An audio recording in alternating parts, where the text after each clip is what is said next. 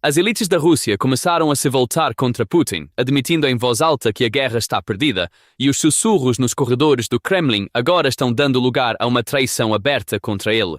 Enquanto que esta guerra trouxe a Moscou, abala as fundações mais profundas da sociedade russa por dentro. No dia 2 de julho, a presidente do Comitê da Duma Estatal, Nina Ostanina, acusou o governo de Putin, em comentários publicados no Telegram, de esconder a verdade do público. Em uma ditadura onde a oposição é silenciada instantaneamente e uma única voz é a lei, uma figura do mais alto nível do parlamento se levantar e acusar seu próprio gabinete de mentir não é uma crítica política comum. Na ordem que Putin construiu, isso equivale à traição. É uma bandeira aberta de motim de elites que começaram a abandonar um navio afundando.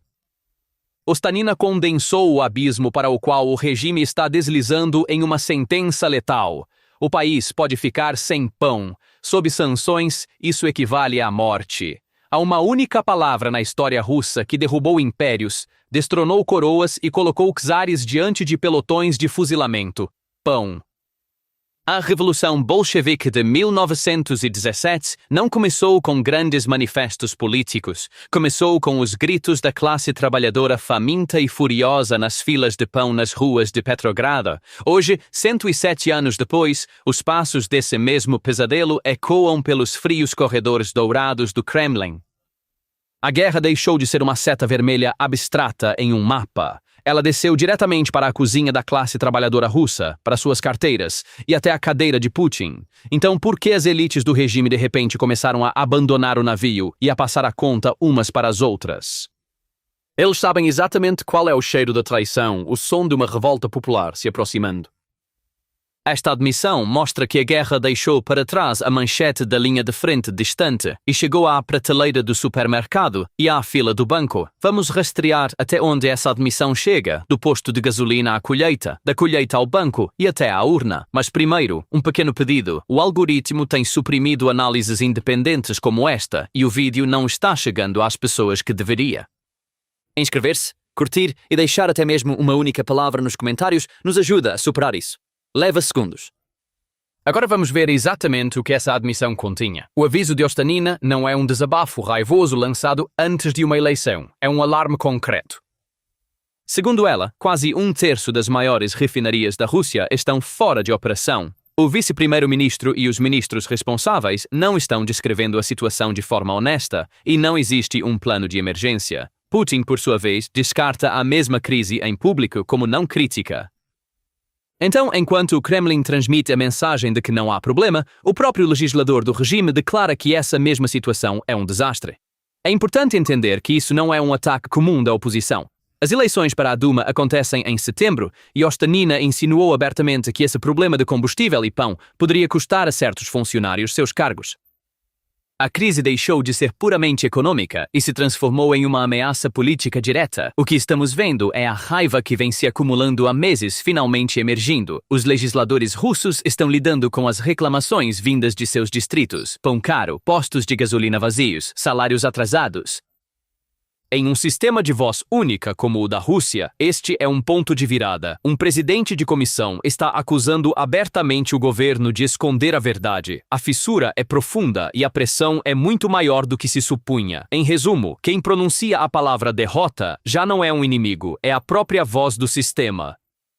Ostanina não é a única a levantar essa questão. Até mesmo o homem no topo da Duma, o presidente Vyacheslav Volodin, interveio com um apelo público. Se unirmos a vontade de todos em uma única vontade, prevaleceremos. Todos entendemos que o Ocidente coletivo está contra nós. Devemos proceder com base nisso e não dar a eles nenhuma desculpa ou deixá-los procurar uma. Vamos lidar com os problemas nos postos de gasolina, assim como lidamos com outros problemas. Eles queriam derrubar nosso sistema financeiro. Eles falharam. Ele foi ainda mais longe, gabando-se de que o Ocidente tentou derrubar tanto o sistema financeiro quanto a economia e falhou. A realidade diz o contrário. Nos mesmos dias em que essas palavras foram ditas, as refinarias estavam parando uma a uma. A gasolina estava sendo racionada e os bancos estavam sendo silenciosamente arrastados para um limiar devastador. Então, a vanglória de que não conseguiram nos quebrar paira no ar à sombra do próprio colapso que nega. A resposta está nos campos de colheita. Julho é o coração da colheita na Rússia. Este ano, porém, os agricultores não conseguem encontrar diesel e o preço do combustível dobrou. Sem diesel para operar o trator, o grão fica no campo e mesmo depois de cortado, levá-lo ao moinho requer um caminhão, que novamente precisa de combustível. O combustível está presente em cada elo da cadeia. Robert Provdy, comandante das forças de sistemas não tripulados da Ucrânia, mais conhecido como Magyar, resume a situação em uma frase. A colheita no sul da Rússia está sendo esmagada por uma grave crise de combustível e o aumento do preço do diesel tornou até mesmo o transporte do grão antieconômico. A escassez se propaga rapidamente até a mesa de jantar. Por relatos independentes, a colheita de 2026 já está de 1 a 2 semanas atrasada. Produtores de alimentos estão alertando os varejistas sobre atrasos nas entregas. Transportadoras aumentaram as taxas de frete em pelo menos 10% a partir de 1º de julho, e cada caminhão com preço elevado acaba impactando o preço na prateleira. E uma vez que o preço do pão começa a subir em um país, a questão deixa de ser econômica e torna-se social, que é exatamente por isso que o Kremlin está agindo com tanta cautela. Este é exatamente o dominó que Ostanina quis dizer quando falou morte. A frente mais silenciosa deste cerco econômico não se abre na rua, mas no coração do sistema financeiro, já que a admissão não veio apenas da Duma. O mesmo medo foi expressado pelo chefe do maior banco da Rússia. Aqui, a história passa do estômago para a carteira. O CEO do Sberbank, German Gref, disse na televisão estatal em 30 de junho que não há mais ninguém neste país cujo maior desejo não seja que a guerra termine o mais rápido possível. A imprensa americana publicou sob a manchete que o principal banqueiro de Putin está implorando para que a guerra acabe. O chefe do Sberbank não parou por aí, chamando a política de taxas do Banco Central de quase irracional. Ele disse que a economia foi resfriada demais e pode até contrair em 2026. Esse aviso, no entanto, é apenas o primeiro sinal de um quadro muito mais sombrio. Até mesmo economistas ligados ao Kremlin agora falam de um limiar de crise bancária que foi ultrapassado. Pelo CMA-CEF, esse limiar é definido de duas maneiras: ativos problemáticos excedendo 10% ou uma fuga em massa de depósitos. Ainda assim, no final de 2025, 11% dos empréstimos corporativos, uma soma superior a 10 trilhões de rublos, já eram problemáticos, e entre as pequenas empresas, a participação subiu para 19%. As famílias estão no mesmo pântano. A dívida pessoal inadimplente ultrapassou 30 bilhões de dólares. O instituto, que por enquanto classifica as chances de uma crise como moderadas, aponta o outono de 2026 como a janela realmente perigosa. E a instituição que está dizendo tudo isso não é uma mera espectadora. O Sberbank é a espinha dorsal das finanças russas e um dos bancos mais próximos do Estado. Seu chefe pedindo o fim da guerra na televisão estatal mostra por si só o quanto o desconforto dentro do regime agora é profundo. O Sberbank também reduziu recentemente sua previsão de empréstimos corporativos. À medida que as dívidas incobráveis aumentam, o banco está se tornando cauteloso em relação à concessão de novos créditos, o que significa um novo círculo vicioso. Crédito mais restrito pressiona as empresas pressionadas geram mais dívidas incobráveis e isso torna o banco ainda mais cauteloso. De longe, todos esses números podem parecer um problema apenas para banqueiros e burocratas. A verdadeira questão é esta: o que essa situação representa na vida de um russo comum? Segundo a leitura dos analistas, o lugar mais impressionante para observar é o orçamento. A Rússia emprestou centenas de bilhões de dólares a taxas esmagadoras para financiar a guerra. Hoje, apenas o pagamento de juros custa mais do que todo o orçamento de saúde do país e chega a quase 1,5 vezes o que se gasta em educação. Colocando de outra forma, cada pagamento de juros agora compete diretamente com um hospital, uma escola, uma pensão. Diante dessa escolha, o Kremlin sempre escolhe o mesmo lado, a frente, não o povo. E é por isso que a guerra chegou à mesa de jantar da família russa. As pessoas agora sabem disso não pelas notícias, mas pelas suas próprias cozinhas. Uma rápida pausa. Análises independentes como esta também são suprimidas pelo algoritmo. Gostar do vídeo, deixar até mesmo um comentário de uma palavra e se inscrever ajudam diretamente a alcançar muito mais pessoas, já que estamos chegando à parte desta situação que alarmou até mesmo a inteligência ocidental, o limiar devastador para o qual os bancos estão sendo arrastados. Agora, ao cerne da questão, e quem está soando o alarme, não são apenas os economistas russos, mas também a inteligência ocidental. No início de julho, um relatório de inteligência de um Estado europeu descreveu uma crise bancária na Rússia como um risco devastador.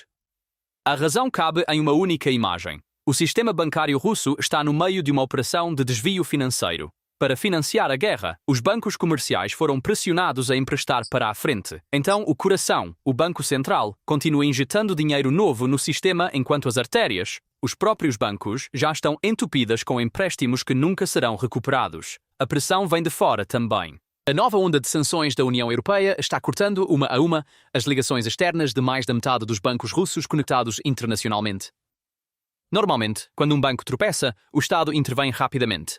Desta vez, o próprio Salvador está com falta de dinheiro, já que a mesma campanha de drones está cortando a receita do petróleo que mantém esses bancos de pé. O Estado teve que recorrer ao Fundo de Reserva Nacional e reduzir os gastos não relacionados à guerra.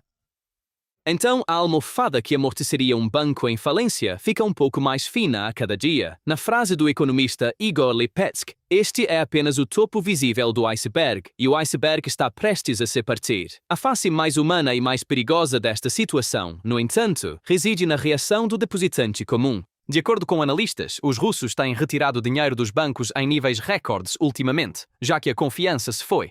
As pessoas agora percebem claramente que os bancos podem falir e não podemos dizer que estão erradas. Até mesmo uma figura sénior de um dos maiores bancos do país foi capaz de dizer que o colapso de bancos menores fora dos 20 maiores não seria ruim para a Rússia. Ainda assim, são precisamente esses bancos que guardam as economias de milhões. Em um momento assim, a primeira coisa que vem à mente é a garantia de depósito do Estado. Será que essa garantia realmente protegeria alguém em um colapso genuíno? No papel, ela existe. Segundo a leitura dos analistas, seria inútil. E aqui a tragédia se transforma em um círculo vicioso. Quanto mais assustadas as pessoas estão, mais elas retiram. Quanto mais todos correm para sacar dinheiro de uma vez, mais rápido os bancos caem. Uma vez que caem, a maioria dessas economias nunca volta. Chegou ao ponto em que as filas na Rússia não estão mais apenas nos postos de gasolina. Elas se estendem para fora dos bancos também, todos tentando salvar seu dinheiro antes que seja tarde demais.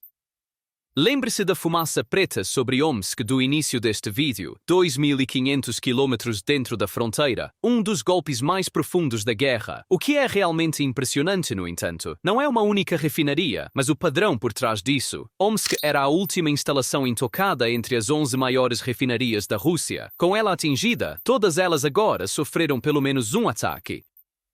Se uma planta no meio da Sibéria pode ser alvo, então não existe mais uma área segura na retaguarda. A verdadeira arma é a velocidade. Reparar uma refinaria leva semanas, às vezes meses, enquanto o próximo ataque geralmente chega muito antes. O fabricante de drones da Ucrânia está produzindo centenas de drones de longo alcance por dia e planeja aumentar ainda mais a produção. Assim, Moscou tem que manter sua rede de refinarias em um ciclo interminável de reparos e avarias, e nesse ciclo o tempo sempre trabalha a favor de Kiev. Para ver o que essa crise significa para um russo comum, os postos de gasolina são suficientes. Longas filas se formaram fora das estações da Lukoil em Moscou e o racionamento foi introduzido em mais de 50 regiões. O caso mais marcante é Omsk. Na cidade daquela mesma refinaria que acabamos de descrever, os motoristas foram limitados a apenas 40 litros por veículo enquanto a planta estava sob ataque. A ironia da cena está bem ali. Um país que abastece o mundo com seu petróleo está distribuindo gasolina para seus próprios motoristas por litro. Em algumas regiões, os postos fecharam completamente. Em outras, as vendas ocorrem apenas em determinados horários. A crise se espalhou tão amplamente pelo país que a cidade de Irkutsk teve que trazer banheiros portáteis para aqueles que esperavam na fila e aumentar as tarifas de transporte público. Diz-se que a refinaria de Moscou, que cobre cerca de 40% do combustível da capital, precisará de pelo menos 3 meses de reparos, o que significa que a escassez continuará durante o verão. A escala do desespero é revelada por um único desenvolvimento.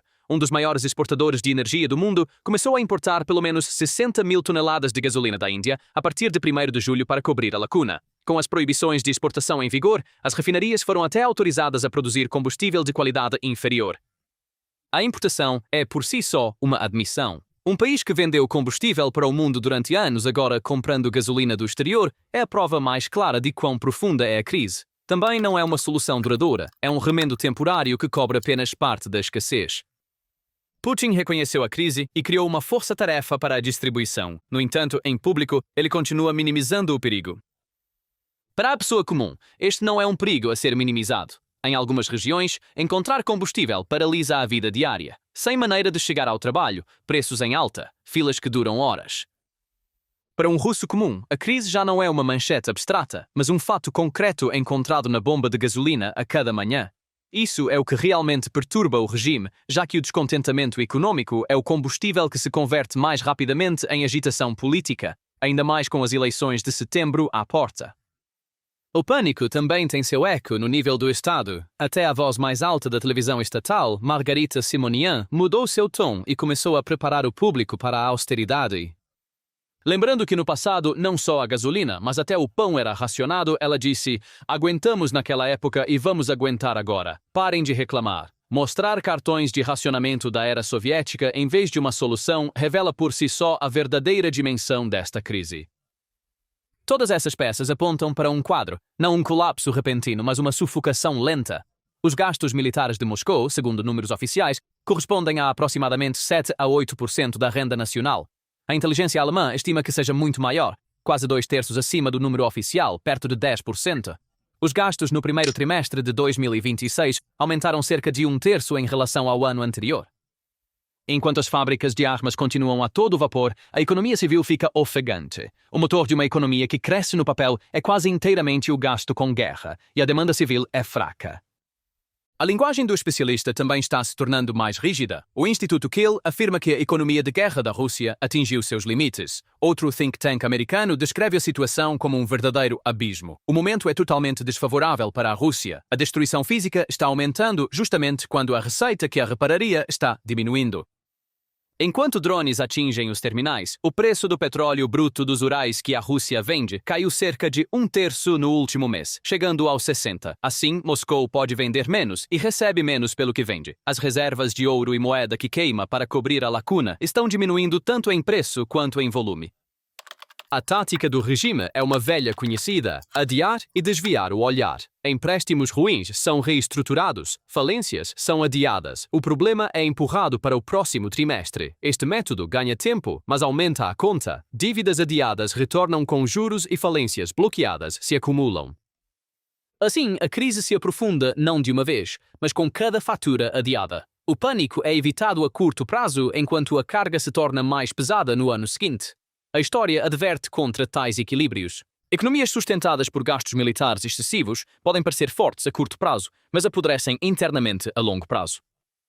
A aposta total do Kremlin é vencer a guerra antes que essa deterioração se complete. As filas nos postos de gasolina e os buracos nos bancos levantam a questão de contra quem o tempo realmente está trabalhando. Moscou ainda tem cartas na manga, é claro: receita do petróleo, reservas acumuladas, controle estatal rígido. Cada uma dessas cartas é do tipo que derrete, afinando um pouco mais quanto mais tempo a guerra dura. Quando um país tenta financiar tanto suas armas quanto seu bem-estar ao mesmo tempo, em algum momento, ele tem que cortar ambos. Agora, vamos colocar ambos os frontes em um único quadro. A mesma campanha de drones direcionada às refinarias corta não apenas a gasolina, mas também a receita de exportação que vende essa gasolina e preenche o orçamento. Assim, pão e banco, estômago e carteira ficam sob pressão ao mesmo tempo. Um terceiro braço torna o quadro ainda mais pesado. A queda do preço mundial do petróleo corrói o que resta da receita de exportação: bomba, terminal e preço. A conta pela pressão dessas três direções recai tanto sobre o orçamento de guerra quanto sobre a mesa de jantar do russo comum. E a parte mais impressionante é que todas essas admissões vêm de dentro do regime. Ostanina da Duma, grife do maior banco, Samasv, entre os economistas ligados ao Kremlin. Nas eleições de setembro para a Duma, essa pressão sobre o combustível, o pão e os preços é muito provável que apareça nas urnas. A Rússia não vai colapsar da noite para o dia. Sistemas como este se desgastam silenciosamente por dentro, mas o que estamos vendo não é o retrato de uma economia saudável. E quando os próprios deputados e banqueiros de um regime começam a pronunciar a palavra derrota tão abertamente, a rachadura é muito mais profunda do que parece. Isso não é uma profecia, mas um raio-x, e o que aparece no filme é um paciente que está piorando constantemente. A causa desse declínio tem um nome: um cerco paciente que a Ucrânia aperta um pouco mais a cada noite, com os golpes indo não para trás, mas cada vez mais fundo. Em uma guerra que agora passa do seu 4º ano, a única coisa que não mudou é quem paga o preço mais alto: as pessoas comuns. Nestes dias, a Rússia atacou Kiev e dezenas de civis perderam suas vidas. Então, o que você acha? Essa pressão em duas frentes pode forçar a Rússia a negociar, ou o Kremlin também suprimirá esta crise e sustentará a guerra por anos? Compartilhe seus pensamentos nos comentários. Para ficar informado sobre as análises exclusivas da PPR Global como esta, por favor, inscreva-se no nosso canal e ative as notificações. Obrigado por nos escolher. Obrigado por nos escolher. Obrigado por nos escolher.